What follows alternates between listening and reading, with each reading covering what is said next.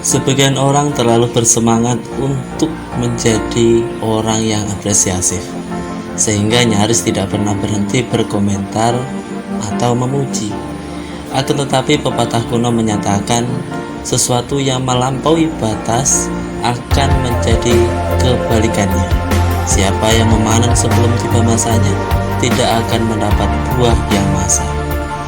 Maka jadilah orang yang apresiatif untuk hal-hal yang indah dan mengagumkan saja, yaitu hal-hal yang orang suka bila dilihat orang lain, hal-hal yang patut dipuji, dan hal-hal yang membuat orang senang mendengarkan ungkapan kekaguman.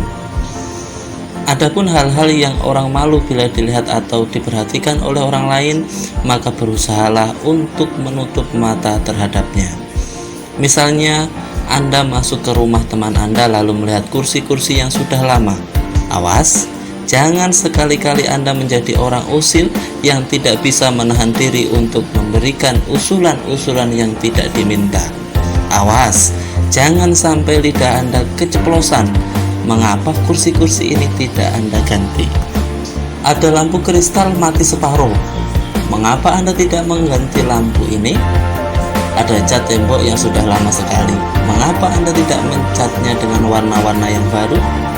Saudaraku sekalian, dia tidak meminta usulan Anda, dan Anda bukan desainer interior yang ada janji dengan dia untuk berkonsultasi dengan Anda.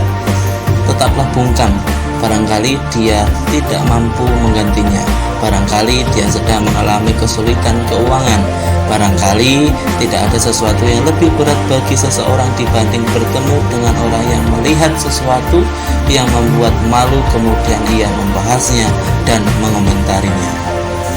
Begitu juga ketika Anda menemukan bahwa bajunya sudah lama atau AC mobilnya macet. Katakan yang baik atau diam. Konon ada seorang pria berkunjung di rumah temannya lalu disuguhi roti dan minyak zaitun.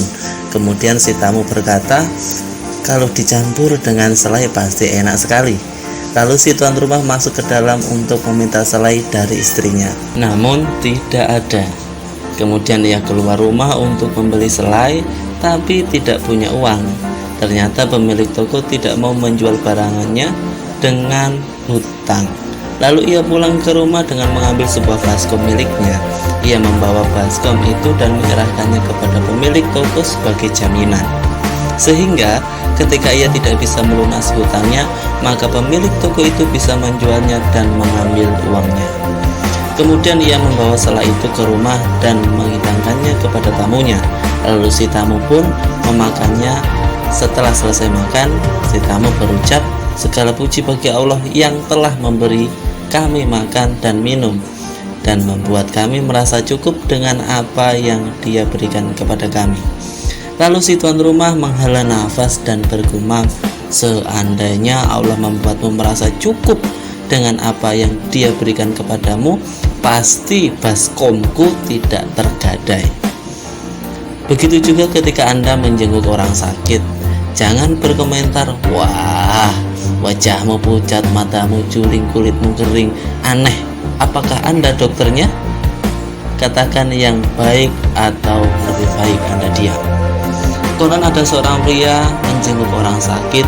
Ia duduk sejenak di sisinya lalu menanyakan penyakitnya. Si sakit menceritakan penyakitnya. Kebetulan penyakit itu sangat ganas.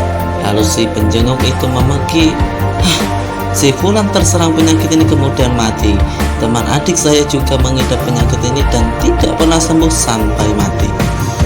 Tetangga adik ipar saya juga menderita penyakit ini dan mati.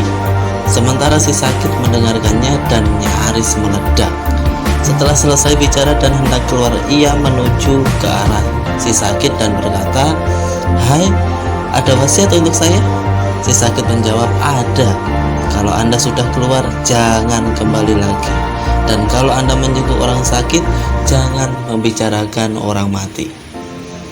Dan ada juga cerita tentang seorang nenek yang mengetahui bahwa sahabatnya sakit.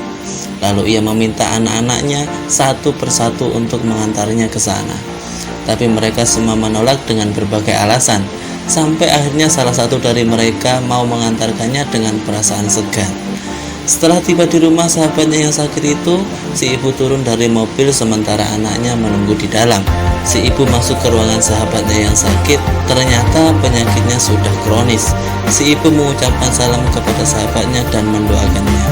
Ketika berjalan keluar, ia bertemu dengan anak-anak si sakit yang sedang menangis di ruang tengah. Lalu ia berkata dengan entengnya, "Aku tidak bisa datang ke sini semauku, sementara ibu kalian sakit, dan tampaknya dia akan mati. Jadi tabahkanlah hati kalian sejenak sekarang."